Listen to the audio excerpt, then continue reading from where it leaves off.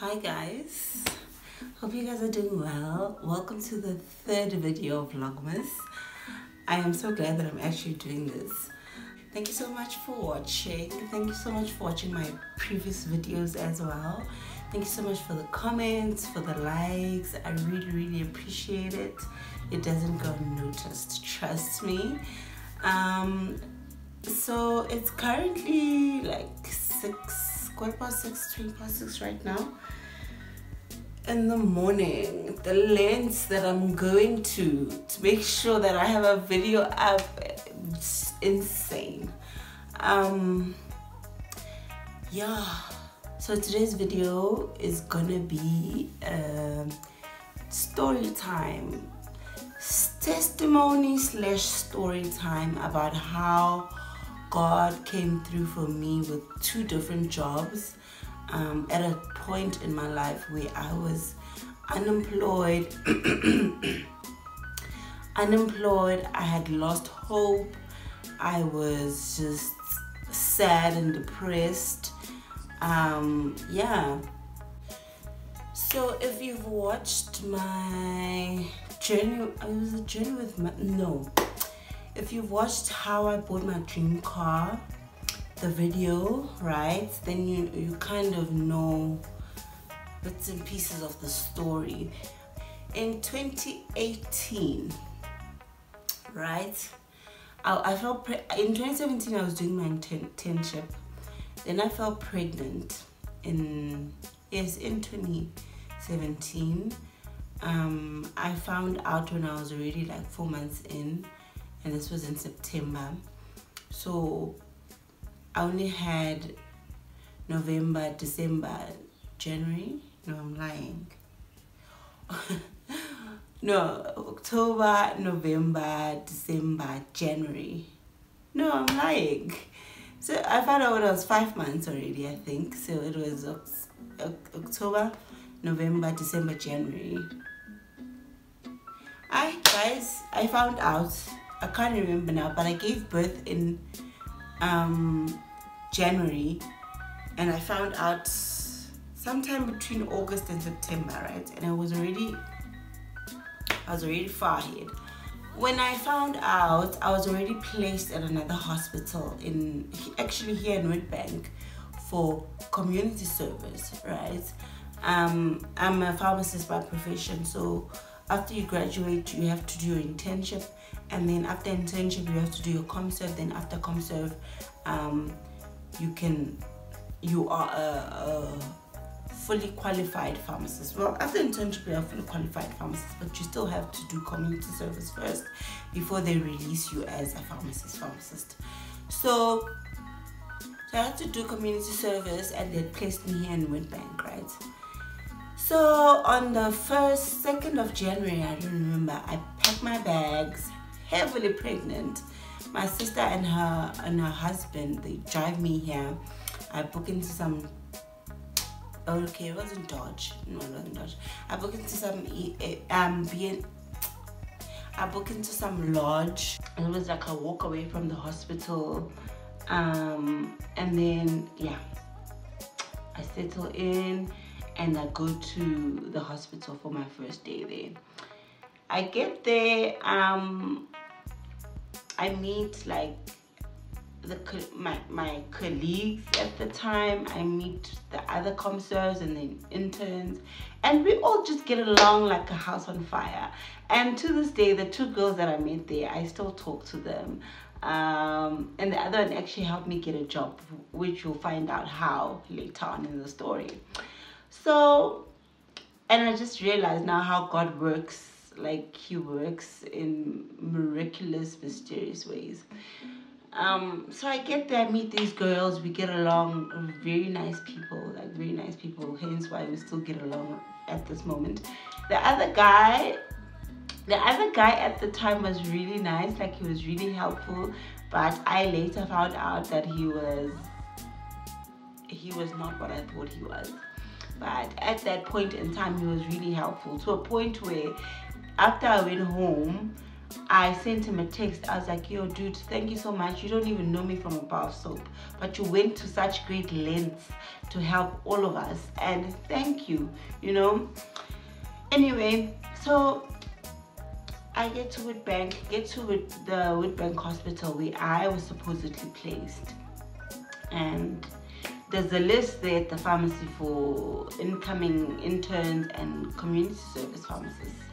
And I checked there, my name is there, even though my appointment letter says a different hospital, right? So it was saying a different hospital, but because initially when I checked the list it was saying Witbank Hospital, I thought maybe they had made a mistake, because my placement was Witbank Hospital, but my appointment letter was Witbank TB Hospital. So I thought this was a mistake.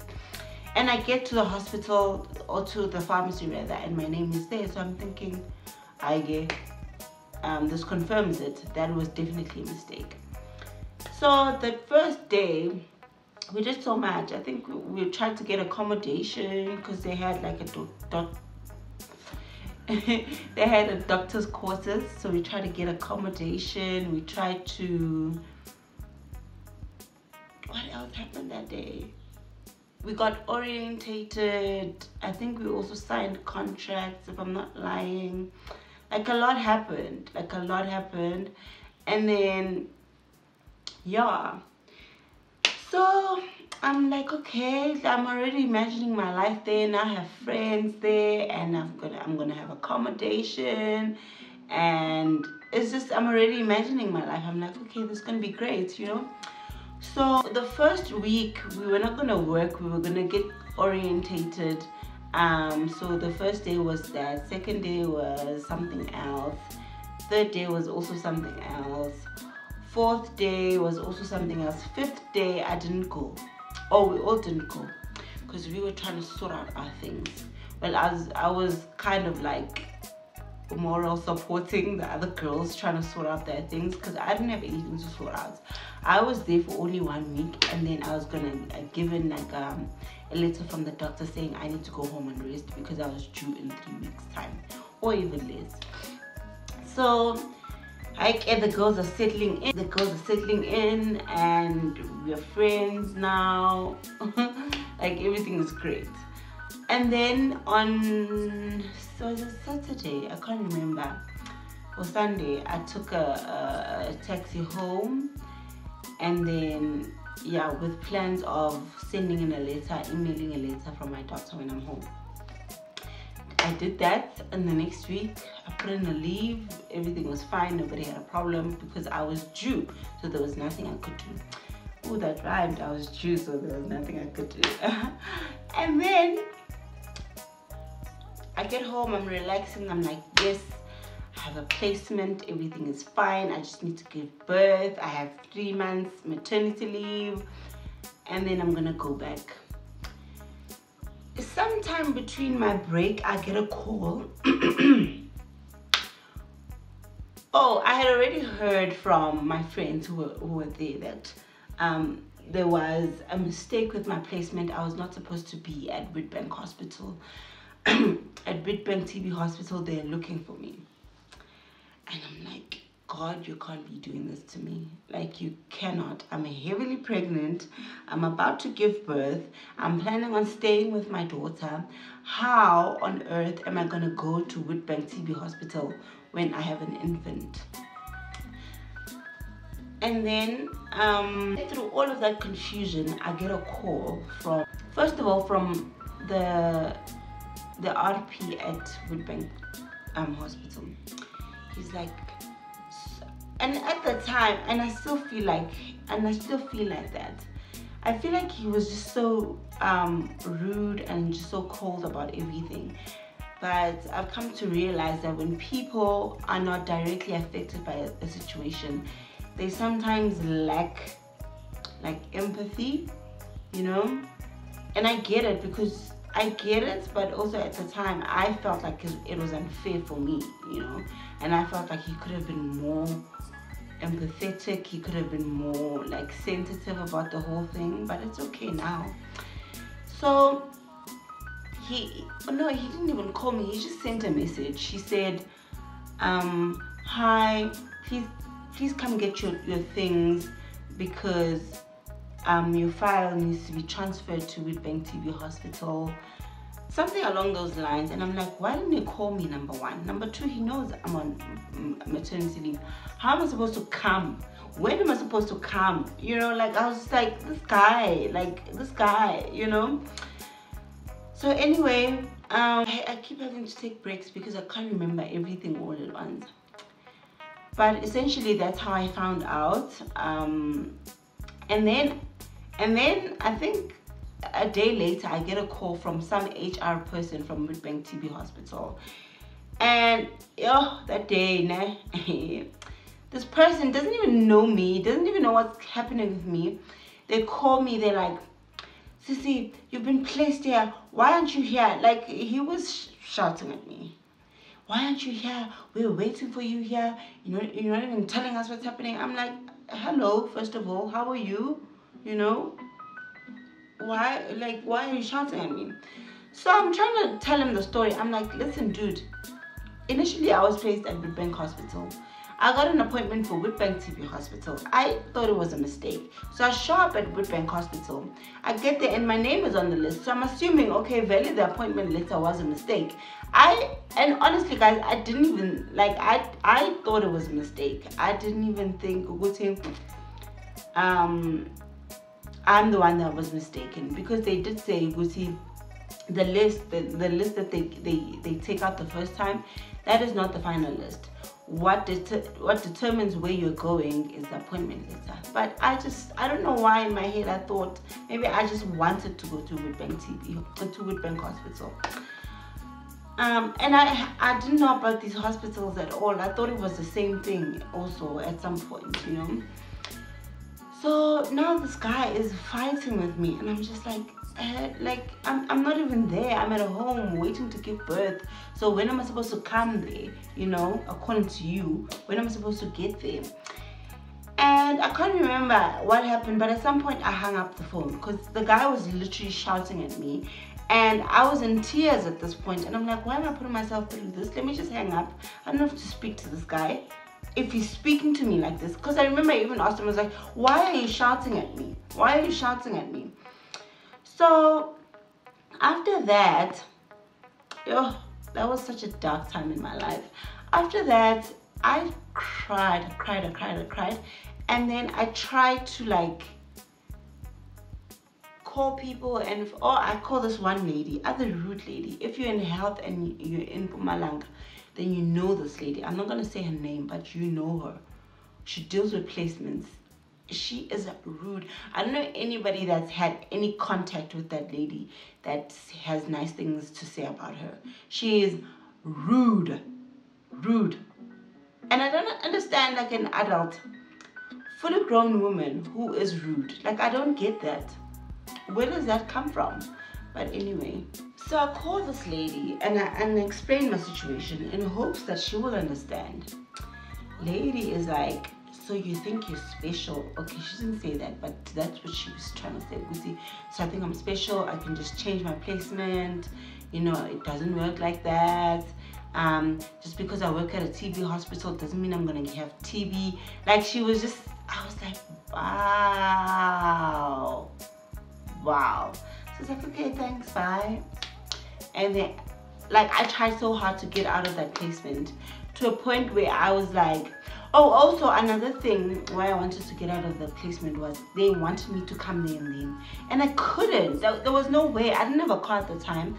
So that meant I had to take public transport. Who was going to take me? Who was going to go with me? Everybody, like, you know, I was like, nah, I'm not going. To a point where I ended up declining that offer, right? I declined. I was like, nah.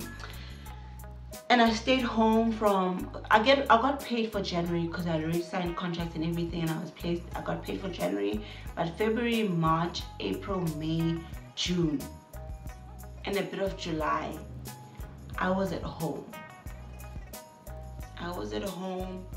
Broke, stressed, tired, postpartum depression, everything. Like, I was bendigoa, like I was going through it. but I had a distraction. You know, like I was thinking yesterday, that babies give you, not that you should go out there now and have a baby, but kids give you so much purpose, you know. So at the time, I had a purpose. It's not like I was just floating. I had a purpose. I had my child. I had a structure, but I was yearning for more. I wanted work. I wanted money. I wanted, like, to see my life is going forward, like in billiard Quebec. But at the time, none of that was happening. So it was just discouraging. I was stressed, but in that time I also knew that I had a second chance to apply in the mid-year cycle. So I was hopeful, and I was praying, I was fasting, I was doing all sorts of things. And in that time I also did my license. So it wasn't like I wasn't doing anything, you know. And that's where saving comes in handy, you guys. Like, honestly, if you get a chance and you have the resources, please save as much as you can, because in that time I was able to do my license. I was able to do certain things with the money that I had saved. So if you can, as little as possible, just to build the muscle, just to build the discipline of saving, right? So yeah, then at some point I was calling in DOH. I was calling, who else was I calling? I can't remember, but I was calling DOH like every other day, trying to follow up. Like, it was a mess. But eventually I found a placement, and it was perfect because it was at home. Then life just took off from there. And in that period where I was working for that 1 year, because community services is 1 year, I told myself that I was gonna do the things that I wasn't able to do. I took my daughter to nail sprayed to meet her father's side of the family. We also went to Kruger National Park. I took my first trip to Cape Town. I bought my car. I paid it off. Like, I did so much for myself then. I took myself out. I went on lunch dates with my colleagues. Like, I was doing the things that I was thinking of when I was unemployed, right? Okay. And to some extent, and that the first bout of unemployment was the best time of my life, also in terms of faith, in terms of spirituality, let me say that, because I was praying, fasting, reading the word, declaring the word. I was going to prayer, fasting and prayer meetings at church. Like, my faith was being built, okay? And then after that, sorry, my voice is a bit scratchy. And then after that, I worked. Even to this day, when I think of that time when I was working, I feel so much joy, because I really, really worked, right? And working for government is nice because you work Monday to Fridays, 8 to 4, like public holidays are William Smith. Like, it was nice. So when it ended, I was sad, and I was hoping that they would absorb us, but they never did. But after that, my internship ended mid-July. My ComServe ended mid-July, and then after that, for a period of 4 months, I think, August, September, October. Yes, October. For 3 months, I was unemployed at home, sending out job applications like crazy, going to interviews. I think I went to like a minimum 4 or 5 interviews in that time period. And sending job applications when you're unemployed is costly. Driving to interviews when you're unemployed is costly. And this is how God, like, works everything together for your good, right? I don't think God makes mistakes, and I don't believe in coincidences. I was telling my friend this yesterday. So when I went to Woodbank Hospital, I met the girls that I told you guys about, right? And one of them was working at Belfast at a hospital called, I forgot what it's called. She's working there, right? So one day, but I was speaking to her like here and there about stuff, being unemployed and all of that. So one day she sent me a text. She's like, call this number. They're looking for a pharmacist, right? The pharmacist is on maternity leave, so they're looking for a replacement, or a locum rather, for 4 months. And I'm like, what? And I take the number, I call the guy. The guy, first of all, the guy didn't sound serious, I won't lie to you. But as I'm calling him, I'm praying. Literally, okay, I wasn't like praying out loud, but I was sounding out prayers. So I'm praying, because at this point, like, my faith is on another level. Like, I'm praying every day. So I'm praying, like, God, turn this man's heart towards your light. You know, soften this man's heart so that he can give me a job. I didn't know at the time that I was basically the only person he was sort of like interviewing. There was no interview, to be honest. Yeah, there was no interview. And then he told me to call him and then he told me he'll call me on Friday, right? And in all of that, he asked me what my rate was. And I had no idea, because for the first 2 years of my working, we were getting a basic salary that the government has decided for you. So I had no clue what pharmacists were rating, you know, per hour, because that's how you bill when you're locum, you rate per hour. So I call this other, again, God just orchestrates things. Oh, I'm not gonna cry in this video. I'm not doing that. I'm not crying on YouTube anymore. No, it's not gangster, and I'm a gangster. So this lady, okay, wait, I'm getting excited. So I was saying that God orchestrates things, and at the time we don't understand, but it all works together, right? So there was a pharmacist also at Witbank Hospital, right, who I believe I had been in communication with prior to us actually meeting, because I remember having this lady's numbers on my phone, because also somebody recommended that I speak to her because why? I can't remember, but I had her numbers even before I went to Witbank Hospital, because also I had a friend of mine. I know, guys, there's so many like junctures of the story, right? So there was a friend of mine who was interning at Witbank Hospital just a year before I went there, right? And so she gave me this lady's numbers before I even came here. And when I came here, the first week that I was there, she was on leave, so I never fully met her, right? So what was my point? This always happens.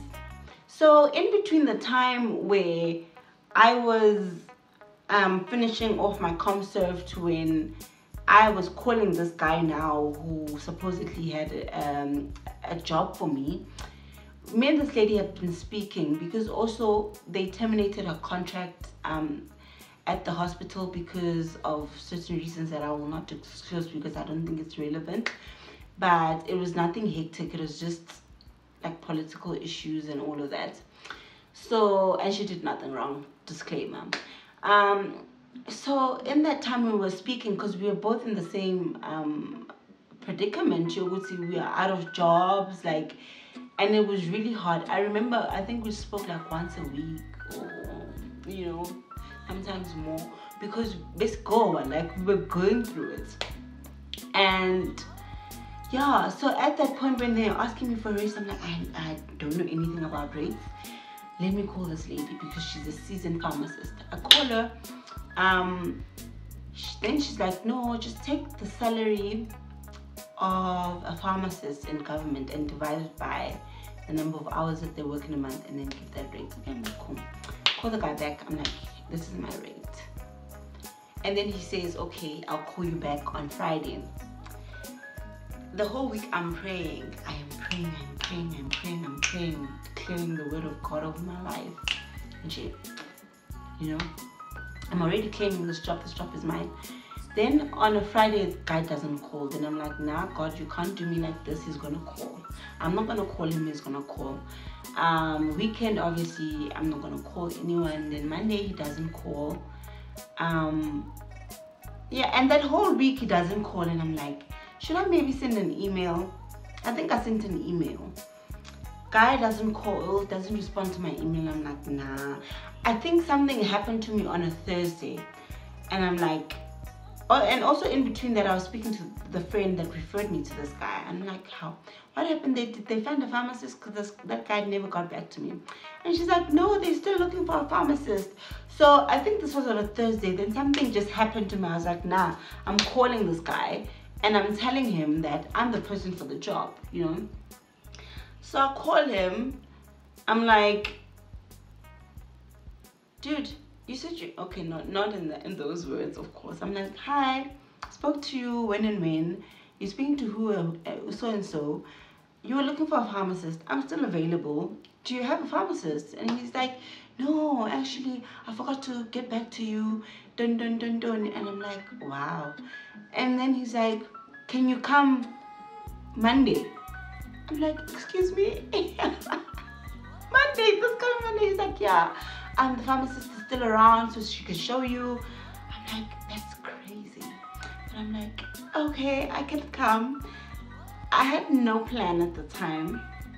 I had a bit of savings, just a little bit to get me by. And all I had was this girl who was so gracious enough to get me the job, or to recommend me, or to think of me even, because sometimes that's all it takes. And then I had a car, and then I had my clothes and a bit of money.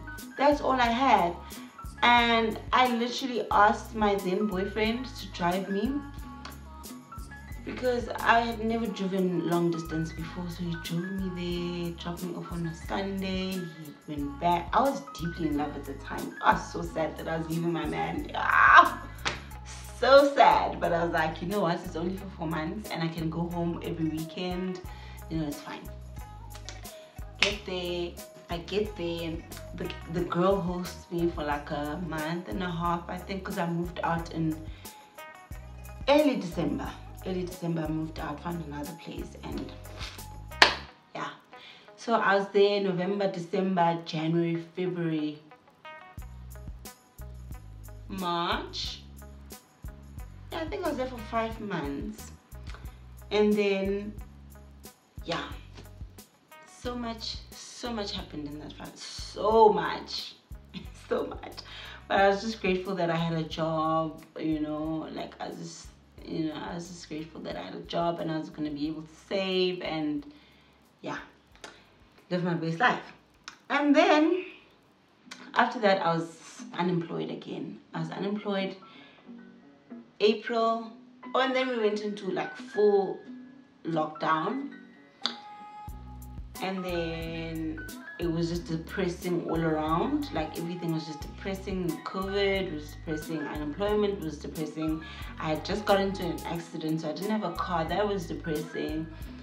Like it was just a whole lot of things. So you know what? I'm gonna go back to selling clothes, because I started selling clothes just before my ComServe ended. So I went back to selling clothes, and that was doing quite well, but it wasn't a pharmacist salary, you know, but it gave me purpose, you know. So I was selling clothes on Instagram. That was April, May, June, July. I got this job that I'm in now. And I always say that July, for that time period, July was my favorite month. You know, for me, I got my ComServe in July. I paid off my car in July, but in different years. I got this job in July, so I feel like July has like a special place in my heart. But for the past 2 years, I can't recall anything significant happening in July. No, I can't. So anyway, So I started my YouTube channel in July this year. So that's that. So anyway, how I came about being in this job, right? So I'm applying still. I'm applying, but not with much vigor, you know, because I had been so disappointed and I don't want to spend money on, like, I was spending like my 200 rands to something weekly when I was applying after my ComServe. So I was like, I'm not doing that this time. No. And then there was a post that came out for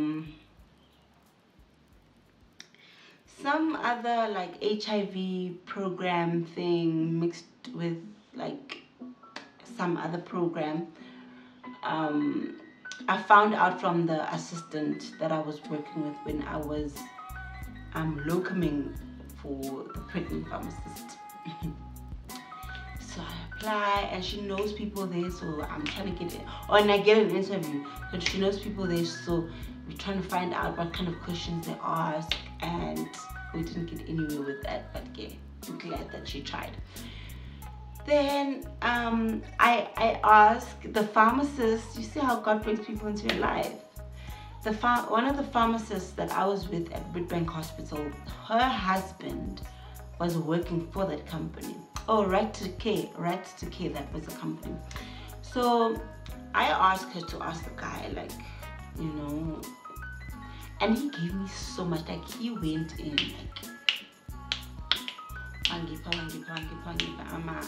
like possible questions and answers and what they're actually looking for. But in my spirit, I was not settled. Now that I think about it, I was not settled about that whole interview. Even though I had so much information, I had so much going on, it was just not happening. So time comes for interview. I don't even know what to wear. I end up wearing my sister's dress.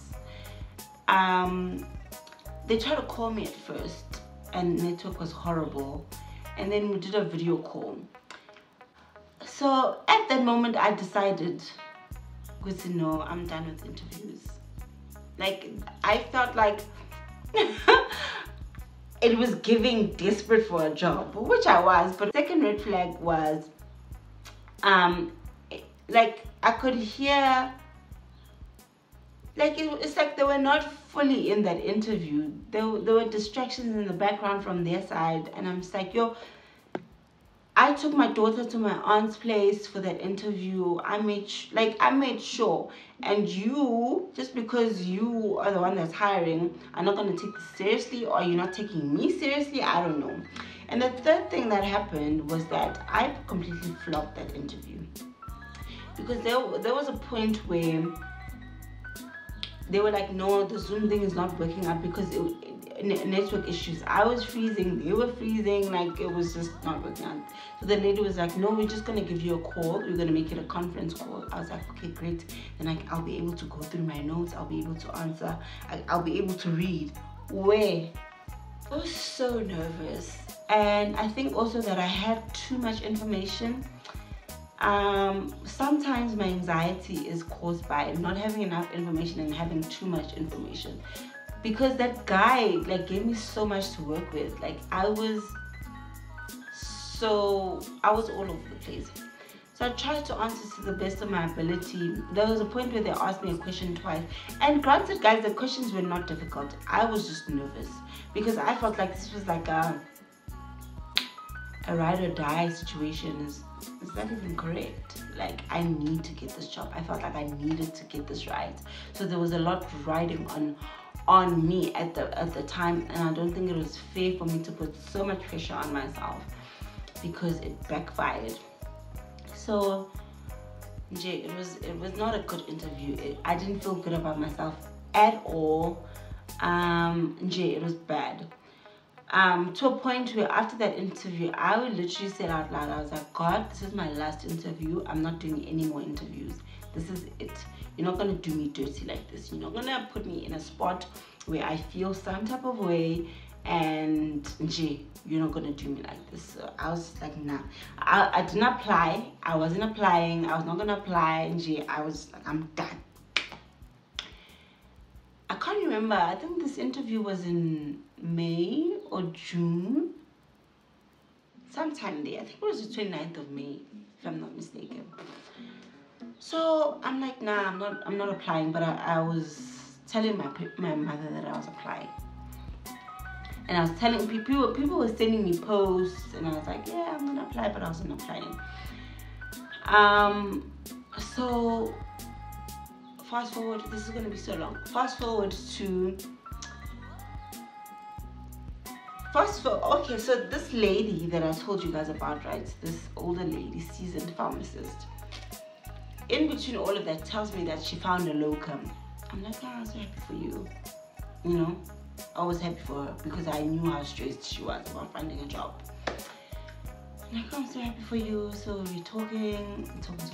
And one day she calls me. She's like, oh no, before that. So everybody's sending me posts, right? So my then boyfriend sends me a post for a retail pharmacist here in Redbank that it was going to be opening and they're looking for an RP. So I send it to this lady because I know she's looking for a job, right? I was not looking for a job. So I send it to this lady and she's like, yeah, this guy has spoken to him about bringing his RP, but we were not coming into like a mutual agreement, so I'm still gonna stay here. But I am reconsidering, you know, my options, but for now I'm gonna stay here. I'm like, oh, okay. I don't know what changed her mind. She called me days later. She's like, you know what? I'm gonna take that other job. Me and that other guy have come to an agreement. Why don't you just come and locum where I'm locuming? Because the RP there doesn't want to locum because of COVID. She's an older lady, so I understand she was scared.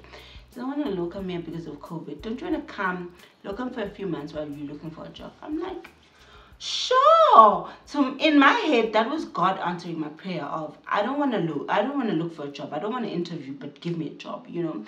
And it definitely was God answering that prayer. I'm like, sure, I'm coming. So I tell my then boyfriend, I'm like, dude, you need to get a trailer.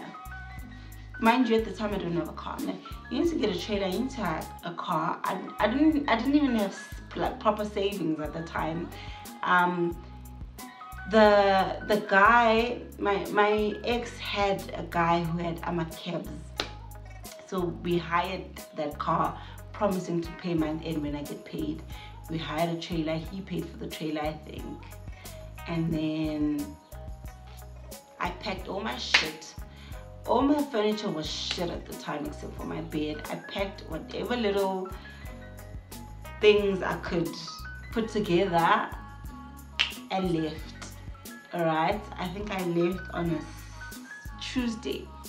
No, I left on a Monday to start on a Tuesday. And that's how I got this job. And I've been here for 2.5 years. So this is just a testimony of how God can bring people into your life that will open doors for you. Of how God can answer even the most ridiculous prayers. God didn't have to give me a job after I told him that I'm not going to apply for a job. He didn't have to do that, but he did it. God does answer prayers. You know, he does answer prayers. And everything happens in its own time. And one of the biggest things that I've learned to accept, because I knew it was fact, but it was hard to accept. It's also hard to accept when you're in the middle of something, is that everything works together for your good. You get me? Like, it may not be according to what you had imagined. I didn't imagine the pharmacist at Woodbank Hospital telling me that I need to come get my things because I'm not their employee anymore. I didn't imagine not having a job after ComServe. I didn't imagine everything else, but I wouldn't have met the girl that recommended the first locum. I definitely don't think I would have had that much connection with the lady that gave me this job right now if I wasn't at Woodbank Hospital. because like I said, I did speak to her prior to me arriving at Witbank Hospital, and if it wasn't for that, I wouldn't have gotten this job. So sometimes it's difficult to accept that God knows what He's doing, but He does. He does. And all of this to say that trust God. Trust Him. He has great and perfect plans for our lives. Plans not to harm us, but plans to give us hope in the future. Yeah, guys. I feel like the story ended abruptly, but I'm here working in a job I did not have to interview for. This job was literally given to me. It was literally given to me, and when I first got here, I thought I was going to be here for a year, but it's been close to 3 years now, 2.5 years, and I've enjoyed 80% of my time there. I've learned so much about myself. I've evolved, I have grown, and I've also realized that, because I used to think that I didn't know much, but I know a lot. I know quite a lot, and I can learn new things, because when I got there, I didn't know anything about retail. In actual fact, I didn't want to work in retail, but here I am. Been working there for 2.5 years, and yeah. So if you're in a season of waiting for God to respond, to give an answer, to, I don't know, if you're in the waiting room, just wait in prayer. Wait in worship. Wait in praise. Because He will answer. That He will. But yeah. Thank you guys so much for watching. Please don't forget to like, don't forget to comment, don't forget to subscribe if you're not subscribed. As I'm shooting this video, we're currently on 239 subscribers. What? Me? That's wild. So guys, please subscribe. I want to get to 1,000 subscribers. Road to 1,000. But it would be nice to get to 1,000 subscribers at some point. Yeah, I hope you guys have a great weekend. I'll see you guys next week. If you have a testimony, please share down below. Okay, love you guys. Bye.